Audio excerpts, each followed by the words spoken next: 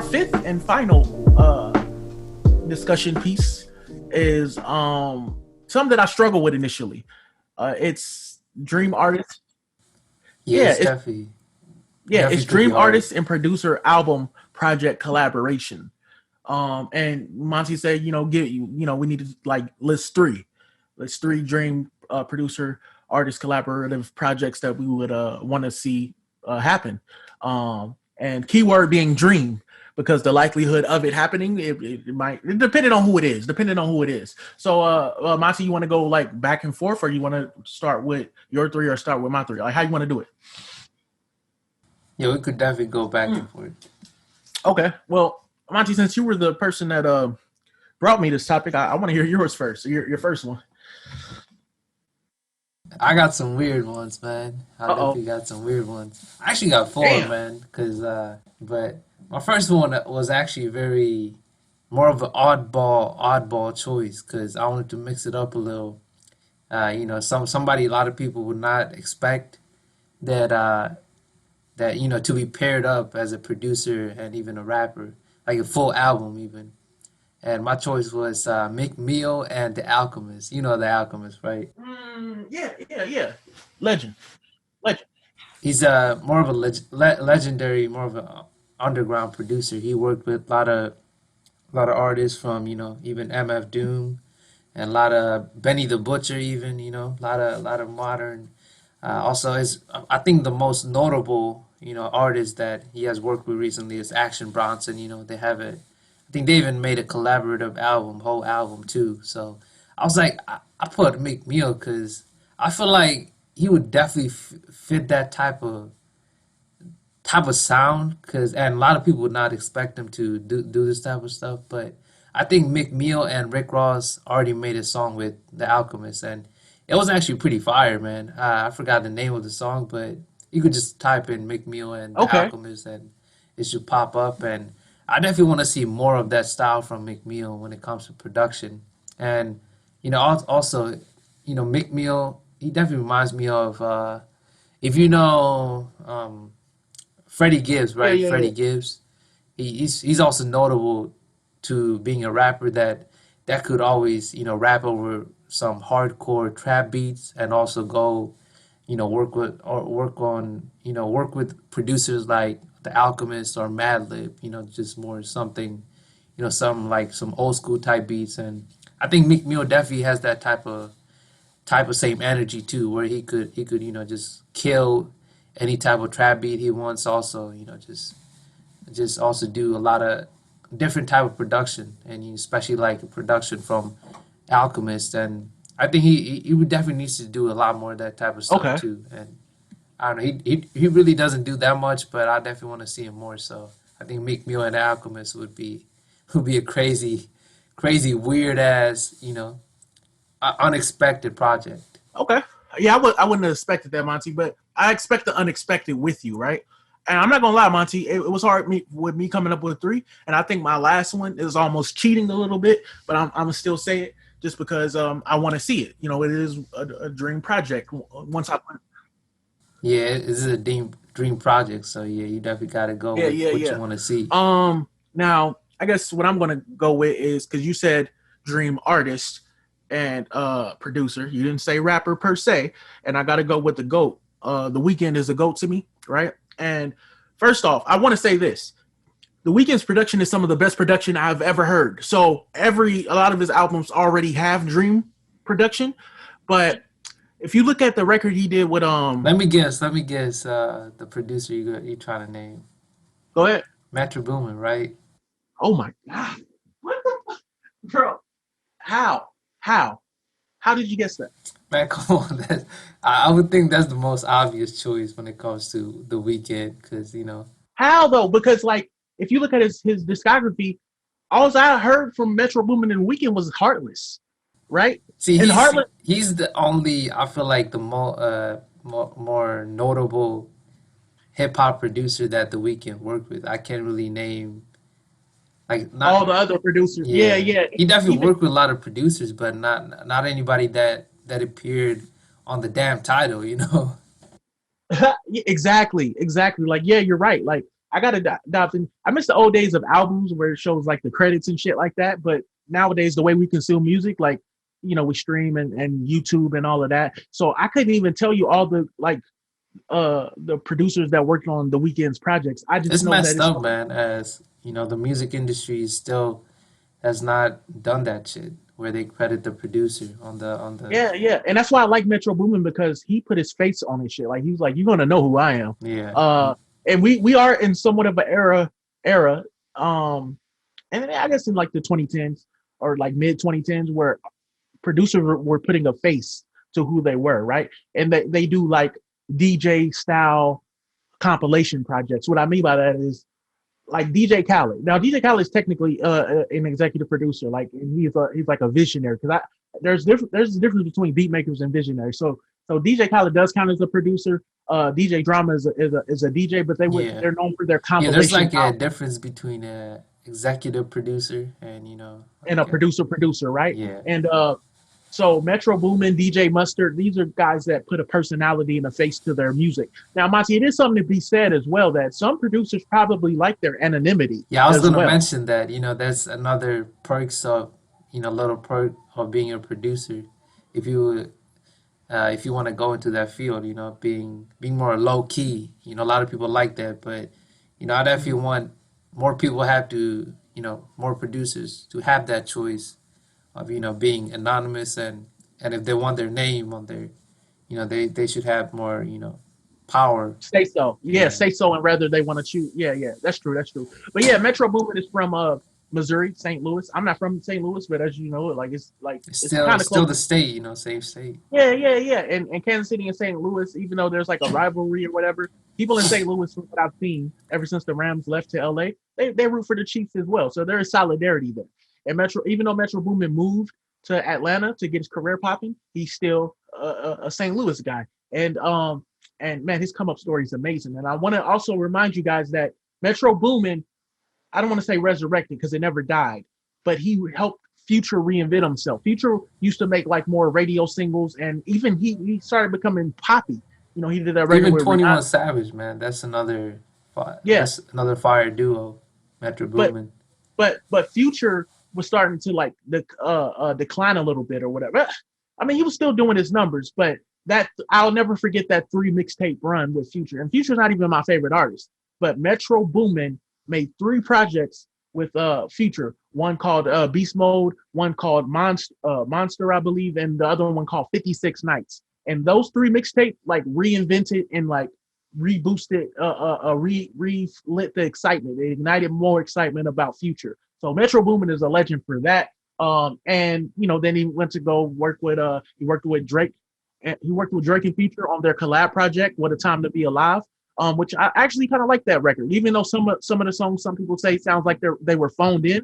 I have no problems with the production. But anyway, Metro Boomin in the Weekend, the Heartless record, uh, um, it's not even my favorite single from the Weekend. Like it'll be hard to even choose a favorite, but I want to see what Metro Boomin can bring out of the Weekend if they did an EP. Because on some of these, Monty, I'm okay with, because you said project. I'm okay with an EP. It ain't got to be a Yeah, 10 song album. It ain't got to be 15 songs. A cool 4 or 5 records. I'm cool with that. I that just would want be to. even better than a project, because sometimes you would think I don't even like when the rappers do more than 15 tracks, even if it's a lot of different variety when it comes to producers or the sound. But Yeah, less is nowadays. I feel like less is more. yeah. And a classic record is defined as something that doesn't either have very few or no skips on it. And the more songs you have on a project, the less likely it's going to be a classic. Yeah. Um, and I've I've always been in favor of giving people Then again, let. though, I'll ask you this: does it, I feel like if it's only 6 or 7 songs, isn't it kind of cheating? Because to make a fire 13 track album where there's no skips, it would be a lot harder than making 7 or 8 tracks because it's Uh, it's easier. don't get me wrong, man. Like if you can make a 13 record project and it be a classic, yeah, I'll give you more credit than if it was just 5 songs. But at the end of the day, I want the like, I just want to fire a project at the end of the day. And Yeah. I'm a firm believer in giving not enough rather than too much, because if it's not enough, people will fiend for more. If it's too much, you're oversaturated. People don't want to hear it no more. So yeah, I just want to see what the Metro can bring out of the weekend. The Heartless record was nice, and Metro Boomin is rather versatile. Like, he doesn't just have one sound. Contrary to, like, I don't know if it's popular belief, but a lot of people do believe Metro Boomin has more of like a trap sounding song. But if you can compare Heartless to like some of the other records he's done with Future, you'll know that, oh, there's range in this sound. And yeah, so that's one of mine. Go ahead, Monty. What's your second one? My second one is kind of very similar to the first one, and I would say it's more not even an oddball match, but it's kind of something that a lot of people would expect. It's a Joey Badass and a Madlib album, and if you know Madlib, he's pretty known to do a lot of collaborative projects with a lot of big rappers from the underground scene, like not even underground, just a lot more lesser known rappers who are not in the forefront, with say Freddie Gibbs or even the late who just recently passed away. MF Doom. The Mad Villainy. That's like one of the most iconic albums, and Madlib. He's definitely known to do lot of a lot of albums with artists similar to MF Doom or Freddie Gibbs, and I think Joey Badass is another name, and they actually did a few tracks I think so far, and I don't.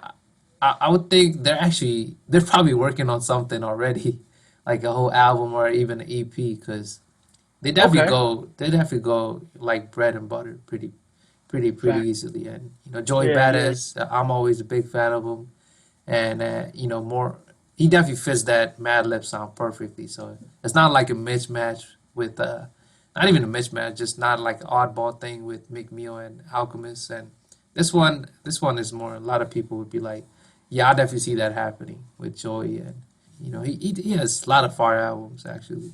Okay, okay.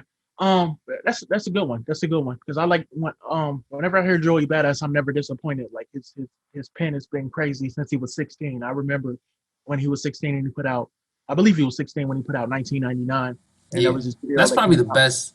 Honestly, man, I probably named that the best mixtape, one of my favorite mixtape ever.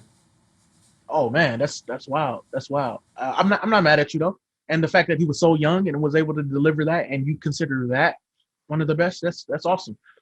But yeah, man. So I guess my second one would be, now, I guess it would be a dream one, man. Because dream implies that like you've been wanting this or whatever. But again, I've never really put too much thought into this, because a lot of the artists I like, their production is already like really solid. So a lot of these is like dreaming of what it would even sound like. But all I know is, Monty, Hit Boy, like, made people want to listen to Nas, like, because the production was good. Like, Hit Boy did a album with Nas, guys, if you didn't know. And one of the long-standing critiques of Nas is that, man, he's such a great rapper. He made Illmatic. He's hip hop Jesus. But I don't like his beats. Majority of the time, I don't like his beats. That's what people say. That's what people say. And that's been a long-standing thing when it comes to Nas's catalog, and that affects things like replay value and stuff like that. So when it was announced that Nas and Hit Boy would do a album together, people was kind of like, does that work? But people forget that Hit Boy made Niggas in Paris, like he produced for Jay-Z, yeah, Beyonce, like he's such a Yeah, talented Hit guy. Boy, he definitely has a lot of hits, man, and Yeah, he's not like a one trick pony, or he doesn't stick to one person or just even one type of sound. He yeah, definitely knows how to branch it out, and so yeah, he definitely yeah. Nas could definitely, if that's your answer, right? Nas No, and no, no, Hit no, Boy. no, no, no, no, no, no. I was giving a pretext to what my answer was. Hit Boy and Nas Oh, already okay, did it. okay. Hit Boy and Nas already had a project, Monty. They put it out last year. But I said that to say that I think J. Cole and Hit Boy could make Hmm. a dope EP together, man. Like, getting into the studio. J. Cole, being a producer himself, will know how to like articulate what he wants, and maybe even some collaborative production, right? Because, Monty, we said dream artist and dream producer, right? But that doesn't mean that the rapper that might also produce can't collaborate with that producer. So I think J. Cole and Hit Boy can make some crazy material. And again, that Nas album with Hit Boy was very well received. People like, man, these beats are crazy. I think even Joe Budden was like, when I first heard about this, I didn't know, but when he heard it, he was like, "Yo, this is crazy." So it got people excited to listen to Nas, who's hip hop's Jesus, right? So yeah, J Cole and Hit Boy, man. J Cole and Hit Boy. That's my second pick.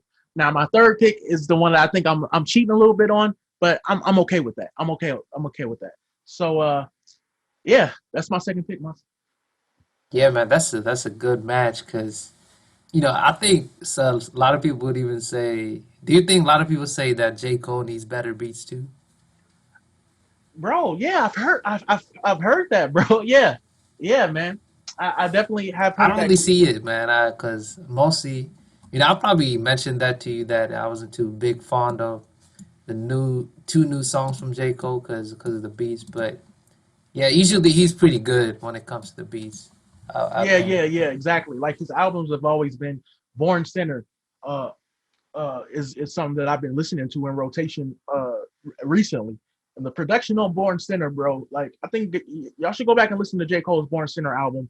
And if you can listen to that and come back and tell me that J. Cole's beat selection is trash, I wouldn't know what to tell you. And that's just that album. I'm not talking about the Sideline Story. I'm not talking about Forest Hill Drive.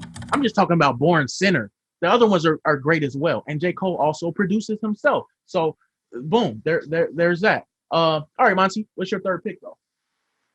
Man, my third pick was kind of another interesting pick too, because it's a match between 21 Savage and No ID. And if you Ooh, know No ID, he let worked with Jay-Z to make 444, yeah, 444, the album. And that was another critically praised album, but just a lot of people coined it as, grown music, grown up album, or, something that, a lot of more of a, old folky type, hip hop music. And I don't know. I think No ID definitely is kind of very similar to even Hit Boy, where he could definitely do a lot of different type of styles, and he could definitely, definitely work with the artists to craft a sound that fits them also. And I think definitely. 21 Savage could be, because I know 21 Savage, because he started out as another, just a trap artist or just not a serious rapper, but over the years, yeah, he kind of proved himself to be just more than that. Even with the previous album, I think it was pretty praised for, being more mature 21 Savage, and I think he could get even more mature than that. And I agree. even I with agree. his a lot of his recent podcast appearances, you could see that 21 Savage is definitely more. He definitely has more intricate things to say about a lot of things. And I think an album with no ID with this type of production, like more serious type of production, even could definitely let him do a lot of the more serious talking and a lot of the Yeah, more serious type of music that 21 Savage could be making or even has the potential to. yeah. I think 21 Savage's artistic ceiling is higher than a lot of people give him credit for. I remember when he was talking about how it's better to invest in real estate and stuff like that Yeah, rather than like spending money on jewelry, which doesn't really appreciate, it depreciates and stuff like that. So yeah, 21 Savage is one of those guys where it just shows that once you educate somebody from his background, um, it really helps. It changes the outlook of a street nigga, a gang member. 21 Savage at the end of the day, that is his background. Now I know there's a lot of memes and jokes about him being from Britain, but nah, he was raised in Atlanta and all that. So yeah, Monty, that's a good pick. And people forget, man, like when 21 Savage got retrospective on the song A Lot featuring J. Cole, that won a oh yeah, I Grammy. was gonna mention that song too because It won a I Grammy. think that type of more production would be fire too. I think no ID could definitely produce that similar style, but more not exactly same, but more the similar type of style. Yeah, yeah, it won a Grammy, bro. I don't think nobody was expecting it to do that. Not that I pay attention to the Grammys like that, but yeah, man, 21 Savage, shout out to you. All right, well, my third one is I think it's cheating because um, I don't know. I just say it, bro. Let me Uh, let me guess. Does it involve Lil Wayne? no, no, no, no, no. It Oh, involves okay. it involves J Cole, but since Oh, my okay. J. other Cole, second time. J. yeah, yeah, Cole. but this, Okay. but this is him on the production side though. Him Oh, being okay, a okay. producer. J. Cole, that's interesting. Yeah, yeah, yeah. J. Cole and Kendrick Lamar. Ooh. Another, So don't want to hear J. Cole on the track, just on the production? no, Monty, I do, but that I think it's fine because it's great because Kendrick and J. Cole has already talked about and thought about making an album together.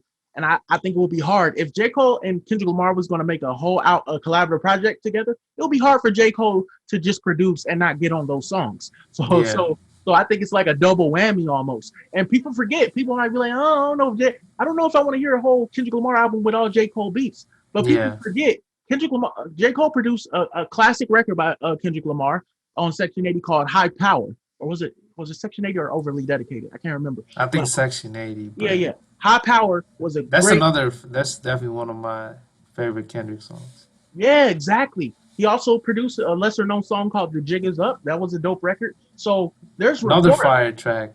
Yeah, I'm glad you know about it, Monty, because a lot of people act like they don't know about The Jig Is Up. But yeah, That beat is hard, man, and I didn't know J. Cole produced that. yes, he produced that. So based off those two records and J. Cole and Kendrick Lamar getting into the studio and my idea that J. Cole would have to get on those beats just because it's Kendrick Lamar and they've You already. know what I would like? He actually doesn't state that he produced the beat. Just make those beats under a different alias, so people actually judge him for what they are, not just don't judge him because his name is attached to him. Yeah, Mac Miller did that, by the way. Rest in peace, Mac Miller. He had different aliases as a producer. I think it was like Larry Fisherman or something Yeah, like that. yeah, yeah, Larry Fisher, man, yeah, man, Yeah, yeah. Rest in peace, and he Mac was Miller. good at it too, man. He was really another artist. Yeah, artistic soul, man, artistic soul. And that's another artist that has artistic integrity that could have went the pop route and decided, no, I want to make real music, I guess. And so yeah, Kendrick Lamar, J Cole. That's my last pick, Monty. So now Yeah, and I had the fourth one, and this was definitely I just just came up with that at the right after I came up with the three. I was like, I definitely got to include that because I think Roddy Rich and the Metro Boomin album. I definitely want to see that because ooh, that Metro just makes so much. Boomin, he definitely works with a lot of the up and coming. People are kind of popular also. He works with Travis Scott. Who are in the limelight right now, and I think Roddy Rich and Metro Boomin are definitely match made in heaven. I feel like. Yeah, yeah, yeah, yeah. And remember, Metro Boomin did a whole project with Nav. Um, Yeah, yeah. and the production was great. The production was really good. Um, but yeah, Just the production. You're listen, not gonna say anything no, about my listen. No, boy, not the brown boy. I don't hate Nav as much as Needle Drop. And Nav had myself some records I had in rotation. The record he had with Lil Uzi Vert. But man, I would be let's just say I would be much more excited for like Metro Boomin doing a project with Roddy Rich. It just makes a lot of sense. Yeah, It makes a lot of freaking sense. Out of all the ones we named, that might be the most likely one yeah, um yeah.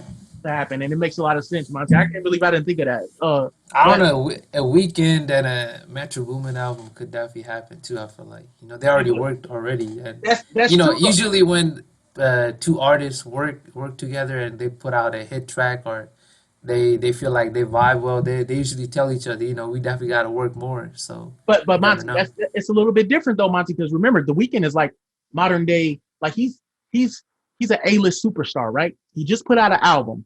I can see them doing more songs together, but I don't think Weekend is like one of those artists that's going to do a whole project with one producer. He's never worked like that. Like he's going to bring the team. It's when you look at the Weekend's credits on his albums, it's like a whole army of writers and producers. Um, Yeah, so I would love for the Weeknd to be like, no, fuck all that. I just want Metro Boomin for a whole album. But due to him being such a mainstream monster, I just don't see it happening outside of like a couple of songs. But I want it to. I want it to. Whereas Roddy Rich, him being more of a hip hop artist and Metro Boomin, that's his lane. I can see that. I can see that really sounding good. Mind you, that's a good pick, man. I was worried that you wasn't gonna be able to, end it off on like a big bang. I'm glad it didn't go out with a whimper. So yeah, I like yeah. Well, what would be an example of a whimper? Like just a producer or um, artist? I'll give you one. um DJ Mustard at 6ix9ine. oh my God. Oh yeah, yeah. That's a bad one. Yeah, exactly. I'm glad you didn't say no shit like that.